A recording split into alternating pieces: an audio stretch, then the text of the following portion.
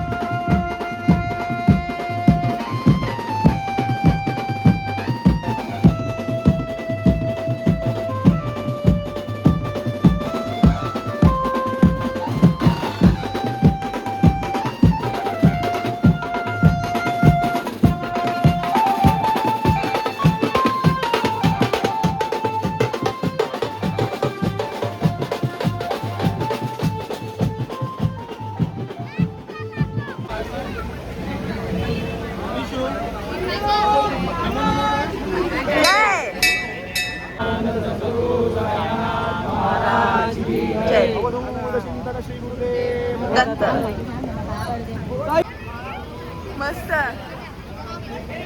हा दुसऱ्या एका मंडळाचं सुद्धा आज आहे.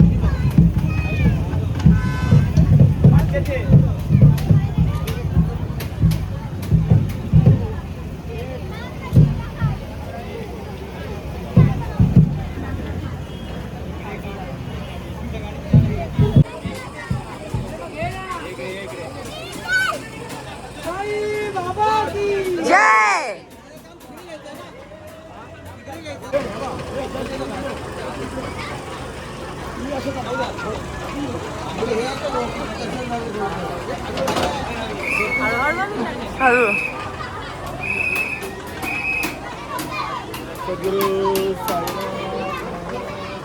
जय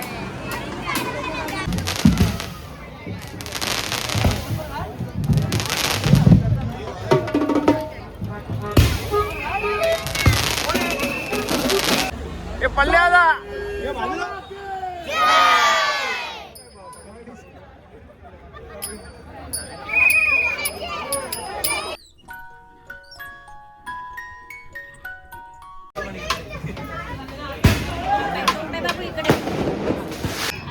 आजच्या जेवणामध्ये मसाले भात, छोलेची भाजी,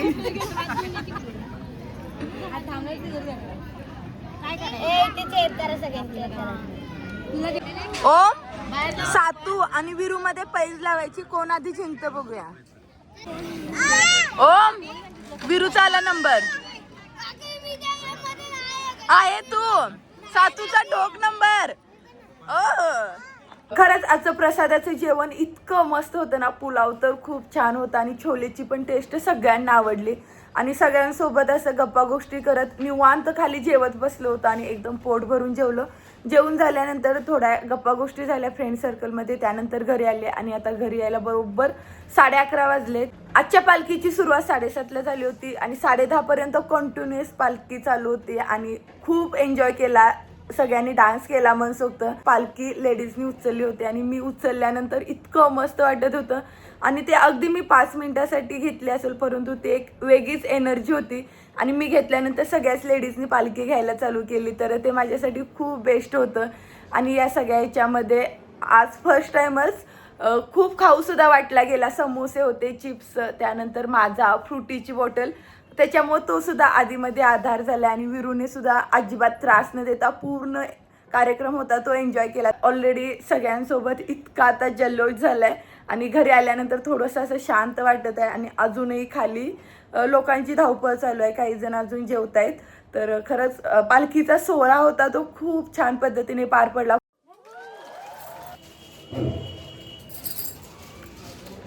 कालचा साईबाबांच्या पालखीचा व्हिडिओ आज कंटिन्यू करते आणि आज इतकं आवरण्याचं कारणही खूप स्पेशल आहे. दरवर्षीप्रमाणे यावर्षी दिलखुश क्रीडा मंडळातर्फे श्री रामनवमी निमित्त साईंची पालखी व भंडाऱ्याचे खूप मोठ्याने आयोजन केले असते. कालच्या साईबाबांच्या पालखीमध्ये तर खूप एन्जॉय केला आणि त्यानंतर आज सुद्धा सकाळपासून इतके स्पिरिच्युअल कार्यक्रम चालू आहेत. सकाळी 5 वाजता साईंची काकड आरती, साईबाबांचा अभिषेक, त्यानंतर गणेश पूजन, होम हवन इतकं जोरदार चालू आहे आणि त्या गोष्टीमधून इतकी स्पिरिच्युअल एनर्जी भेटले. आणि आज दिवसभर जेवणाची तयारी करायची असेल किंवा रांगोळी काढायची असल्यामुळे सगळे आम्ही लेडीज एकत्र होतो आणि मेन म्हणजे या वेळेमध्ये कोणाकडेही मोबाईल नसल्यामुळे आम्ही हसत खेळत पूर्ण दिवस कसा निघून गेला समजलंच नाही. त्यानंतर 4 वाजता सत्यनारायणची पूजा असल्यामुळे ते वातावरण अगदी आनंदमय होऊन गेलं होतं आणि इतकं मस्त वाटते ना. सगळीकडे अशी धावपळ चालू आहे किंवा लहान मुलांचा दंगा. आणि आमच्या मंडळाचं वैशिष्ट्य आहे की ते दरवर्षी झुणका भाकर बनवतातच आणि इतर जेवण तर आचारी बनवतायत परंतु प्रत्येक घरामध्ये 1-1 किलोचं पीठ दिलंय तर त्या भाकरी सुद्धा करून घेतले. तर माझं आवरलंय आणि विरूचा सुद्धा आजचा स्पेशल लुक आहे तर तो दाखवते. विरू या बा. विरू सुद्धा खूप एक्सायटेड आहे आणि दिवसभर त्याच्या वर खाली अशा फेऱ्या चालू आहेत आणि मस्तपैकी आवरून तयार आहे. मम्मा कशी दिसते? छान छान. आणि मगापासून मला बघितल्यानंतर इतका खुश आहे ना तो. तर हेच आपल्यासाठी खूप महत्त्वाचं आहे. आणि मेन म्हणजे दुपारी आम्ही जेव्हा पाकळ्या सुट्ट्या करत होतो तर त्यांना ते एक आमच्या रिलेटिव्हच्या घरी सोनचाफ्याचं बघितलं होतं तर त्या सगळ्या पाकळ्या थोड्या थोड्या मिक्स करून पाणी घालून मला ठेवायला सांगितले आणि मला बोलतो फेकून नको देऊ. त्यातच रमलाय तो. काय केलं पिल्लू ते? हा वास येतो मग त्याला. इथे ठेवा आपण डेकोरेटिव्ह पीस म्हणून बाबांना दाखवायचं. साईबाबांच्या भंडाऱ्याला सगळ्यात महत्त्वाचं भाकरी आणि झुणका असल्यामुळे प्रत्येक घरात 1 किलो पीठ दिलं होतं तर त्याच्या बरोबर या 21 भाकरी झालेत आणि इतक्या मस्त झालेत ना तर खूप समाधान वाटलं. तर आता या घेऊन जाते. खाली आल्यानंतर सगळ्यात आधी सर्व भाकरी जेवणाच्या ठिकाणी जमा करून घेतल्यानंतर सत्यनारायण पूजा व साईबाबांचे जवळून अगदी डोळे भरून दर्शन घेतले. दुपारीच आम्ही सर्व फुलांच्या पाकळ्या वेगळ्या करून घेतल्या होत्या. तर शुभम दादाने खूप अट्रॅक्टिव्ह अशी फुलांची रांगोळी काढून घेतली होती आणि मंडपाचे डेकोरेशनही खूप छान होते. सगळीकडे प्रसन्न वाटत होते. दर्शनासाठी सुद्धा खूप मोठी लाईन होती. तर सगळ्या लेडीज दर्शन घेत होत्या. बिल्डिंगच्या बाजूला जेवणाची सोय केली होती आणि तिथे सुरुवातीला श्रीरामांचे खूप मोठे बॅनर लावले होते आणि त्याच्या बाजूलाच अट्रॅक्टिव्ह डेकोरेशन केले होते. त्यामध्ये छोटासा वॉटरफॉल देऊन मध्ये महादेवांची मूर्ती आणि समोर साईबाबांची मूर्ती ठेवली होती. दरवर्षीप्रमाणे यावर्षी प्रसादासाठी खूप मोठी रांग होती. आजूबाजूच्या भागातील सर्व लोक प्रसादासाठी येत असतात आणि इथे वाढण्यासाठी कोणतेही लोक ठरवून नसतात. तर बिल्डिंगमधील सर्व लोक किंवा मुली इच्छेनं वाढत असतात आणि त्यासाठी सुद्धा खूप धावपळ चालू असते. आणि प्रसादासाठी जे काही जेवण होतं ना ते सगळेजण वाढण्यामध्ये बिझी होते आणि प्रसाद घेतल्यानंतर काही लोक उभा राहून जेवत होते किंवा काही लोक पंक्तीमध्ये जेवत होते आणि सगळीकडे सगळ्यांची लगबग चालू होती.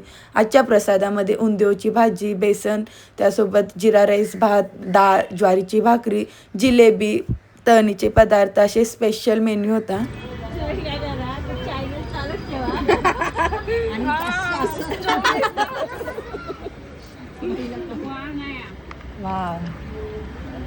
चलो देखो अभी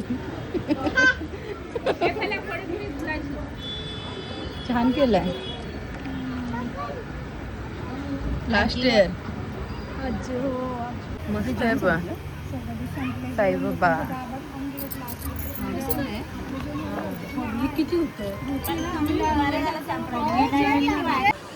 विरू चल सातू बस 12 वाजलेत. छोटी मागच्या वर्षीच्या साईबाबांच्या पालखीचा व भंडाऱ्याचा अल्बम बघत असताना विरू, सातू, शौर्य आणि पिऊ इतर सगळी लहान मुलं कंटिन्युअस मंडपात क्रिकेटनं खेळत होते आणि विरू घरी यायलाच तयार नाही. कसं तरी म्हणून त्याला मी 12:30 वाजता घरी घेऊन आले आणि घरात आल्यानंतर सगळ्यात आधी पूर्ण लुक चेंज करून घेतला आणि नाईट स्किन केअरसुद्धा करून झाले. आणि आज दिवसभर कंटिन्युअस बडबड होती, हसत खेळणं आणि तशीच थोडी धावपळसुद्धा झाली. त्याच्यामुळं भरपूर असं तेल लावून चांगली चंपी करून मालिश केली आणि आता एकदम रिलॅक्स वाटत आहे. आणि आता बरोबर रात्रीचे 1:18 झाल्यात आणि इतकं फ्रेश वाटत आहे ना. अजूनही खाली लोकांची धावपळ चालू आहे, त्यांचं कंटिन्युअस आवरून घेत आहेत. आणि खरंच कालच्या साईबाबांच्या पालखीचा आणि आजचा भंडाऱ्याचा दिवस खूप बेस्ट गेला.